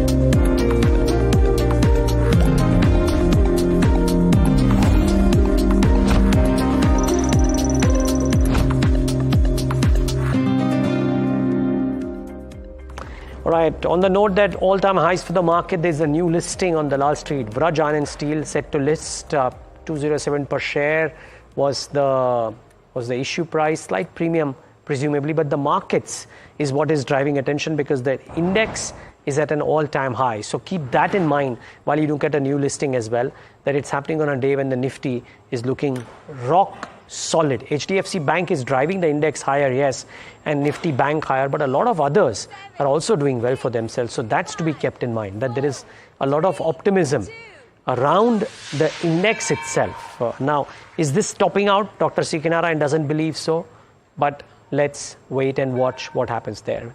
This is Vraj, which is at 240 versus a price of 207. But, just before we get to the new conversation, pull up the Nifty for itself, because the index is what is making the big news today. We have the Nifty 50 trading higher. Let's pull up the Nifty 50 up on the screen. About 0.6% higher at 24270. Really strong show for the Nifty today, which is actually the highlight. Okay, on to more news and updates. Let's shift focus to CSB Bank. The stock was buzzing in trade yesterday. It touched an intraday high of 7% after the lender released a strong set of first quarter business updates. The advances and deposits saw steady growth as well. My colleague Vishwanath spoke to Pralay Mondal, the MD of the company. Here's what he had to say. We did have a good growth on the deposit side, while CASA didn't grow as much. And the reason for that is overall systemic. I think there is a little bit of a challenge in the CASA side growth. The overall system has also shrunk in the last 1 or 2 years. And for us, I've said before that we are still building the CASA franchise. And based on all the building blocks which we are putting together in terms of systems, processes, technology, huge investments is going into technology. And the distribution, we are spreading our branches and distribution in more liability-oriented geography. So all of that, along with the sales team which we are building, we will need more customers into the bank. So we don't have a strong CASA franchise today, but 2 years from now, we will build that franchise and you will start to see a sustainable growth on the CASA. Also, what is CASA? It's a function of how you use the account based on various EMIs, various other things which you use the account for. So we need to put those processes in place to build the CASA franchise. So I think tactically, we don't want to build CASA. We want to build it strategically. And hence, in the long run, you will see CASA growing in FY26 onwards for us on a ratio as a CASA ratio as well. So for the rest of this financial year, then we're not really expecting a big boost on the CASA front. That's that what you're saying, sir? Yeah, I think broadly it will be similar because overall the deposit growth is faster than the system. And if you have to grow on the asset side and keep a CD ratio, which is sustainable at a similar kind of a range, focus on LCR and those kind of things, I think we need to continue to grow our deposit and quality of deposits out there. So CASA also is a function of the denominator, overall growth on the deposit side. So to that extent, I think we should be happy being where we are today. But this is the story in the long run. Long run, we will grow faster. Right. I wanted to touch a bit upon the fixed deposit side as well, the term deposits. There you're seeing a very strong 32-33% growth. What's driving that? And is there a bulk element to that at all? I think our bulk element will be below 25% of the overall deposit franchise. So it's not very high. It is in line with many other banks in the system. But what is driving is the quality of the management which they put together, that they know how to get the businesses. We are addressing the right segments of customers on the deposit side. The coverage is getting better. And also, I think it's the quality of leadership at all levels, especially the zonal and regional levels. We are able to touch base with the right set of customers to get the business. So I think that's going well, and that will continue. In terms of rates, I think the rates are still elevated in the system. We hope that will start coming down in the second half of the year. And if you look at our cost of funds is probably similar or lower than many of the other banks in our kind of peer group. So I think we are doing pretty well on the overall deposits. Sure. I want to touch upon the advances side of the portfolio as well. There, about roughly 18% year on year on the gross advances, but your gold loan portfolio continues to outpace that. Your stated agenda is that you want to eventually bring down that gold loan ratio in the book. Where are we on that, and why is the gold loan portfolio consistently outperforming your overall credit growth? So, Vishal, I told this before that our stated objective is to bring down gold portfolio around 20% by the end of this 2030, by the end of this decade, by 2030. However, right now, if you have to invest into other businesses, it's a very good ROA and ROI business. And we are investing into various things like people, leadership, technology, and all of that. And we need the revenue against that. And gold is a established business in the bank. We are creating more efficiency out there. We are creating more customers there. And it's a very, very high ROI business. So from that perspective, we want to do well in gold for at least few more years so that we can invest into the other businesses, because there's a heavy investment going on in retail. Our wholesale franchise, though we are doing some corrections this year on the wholesale side right now, but eventually it will start picking up from next year. SMEs already started picking up. So overall, I think gold is primarily helping us in building the franchise from an investment perspective, and hence it will be there for another year or two. Okay. Coming to the question of your loan book now, I wanted to understand from you, 65% of that gold loan portfolio is coming from just two states, roughly. Kerala and Tamil Nadu account for most of it. Is there any plan to then, within that 20% target that you have, to have more states, or do you want to continue focus on these two states which have been traditionally adding to your gold loans? Yeah, traditionally, I think southern states are a little easier to do gold loan businesses. Customers are also understands that business well, understands that product well. However, Tamil Nadu and Kerala, we have larger distribution also as we are talking together. Kerala has 37% of distribution. Tamil Nadu is also quite large in distribution. So it to some extent mirrors our distribution play also. Having said that, in the long run, Western markets, Northern markets, and some of the other parts of the country, we'll do much better on the wholesale side of the business. SME, we are spreading everywhere. So to that extent, I think the new branches which are coming up, especially in the other parts of the geography, we are building them based on liability, franchise, based on other products, etc. So to that extent, you're right that we want to build other franchise in other parts. The look and feel and the kind of floor plates, what kind of things we are putting in the branding, etc. They are very different in these branches. So the future, long-term future, is to build other businesses in some of these branches which are coming new now. Okay. Final question on the cost and margin side of the stories. Now, you said for FY25, you're expecting CASA to be in this current ratio, which is around 24-25% of your total deposits. What does that do to your cost and thereby your margins? You're still at 5%, which is a very strong margin ratio compared to the rest of the ecosystem. But what is your expectation? Yeah, so I think the cost of funds may just another quarter away from sort of becoming flattish, because the cost of deposits are going up. Not so much about CASA ratio, because that will remain consistent, but cost of deposits will start hopefully coming down by the second half of this year. But the mix and other things also will play a role. So from overall perspective, I think I'll be happy to be somewhere between 4.5 to 5. It will be difficult to be above 5 at this point of time, and it's not sustainable also in the long run, because once we, by 2030, if we build a much larger franchise with multiple product services, we have to start understanding that NIM will keep coming down and fees will keep going up. So overall ROE we can sustain somewhere between 1.5 to 1.8. So that's the structural build we are creating in the bank. And that will gradually play out, that glide path will play out over a period of time. So this year, I think we should be happy if we are somewhere between 4.5 to 5. It won't be crossing 5. All right, Mr. Mondal, thank you so much for your for this time that you spared for this conversation.